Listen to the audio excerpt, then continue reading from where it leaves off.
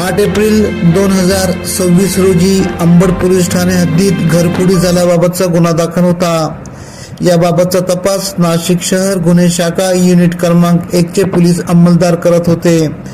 घरफोडीतील सोने चांदीचे दागिने विक्री करण्यासाठी CBS मेळा बस स्थानक येथे येणार असल्याची गोपनीय माहिती पोलीस अंमलदार विशाल काठे, मिलिंद सिंग परदेशी यांना मिळाली।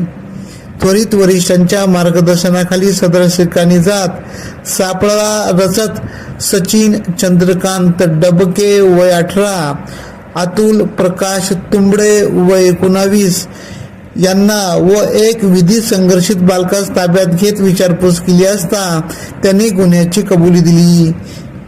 त्यांच्या ताब्यातून सोने चांदीचे दागिने, मोटरसायकल असा 24,38,000 रुपयांचा मुद्देमाल हस्तगत करीत पुढील कारवाईसाठी अंबड पोलीस ठाण्याच्या ताब्यात देण्यात आले। सदरची कामगिरी गुन्हे शाखा युनिट क्रमांक 1 चे वरिष्ठ पोलीस निरीक्षक डॉक्टर अंचल मुदगल यांच्या मार्गदर्शनाखाली पोलीस उपनिरीक्षक चेतन श्रीवंत, प्रवीण वाघमारे, विशाल काठे, मिलिंद सिंग परदेशी, प्रशांत मरकड, विशाल देवरे, प्रदीप मसदे, संदीप भांड, नाझिम खान पठाण, उत्तम पवार, योगीराज गायकवाड, देवीदास ठाकरे, रवींद्र आढा, धनंजय शिंदे, मुक्तार शेख, जगेश्वर बोरसे, अमोल कोष्टी, अनुजा येवले, अप्पा पानवळ, समाधान पवार आदींनी केली।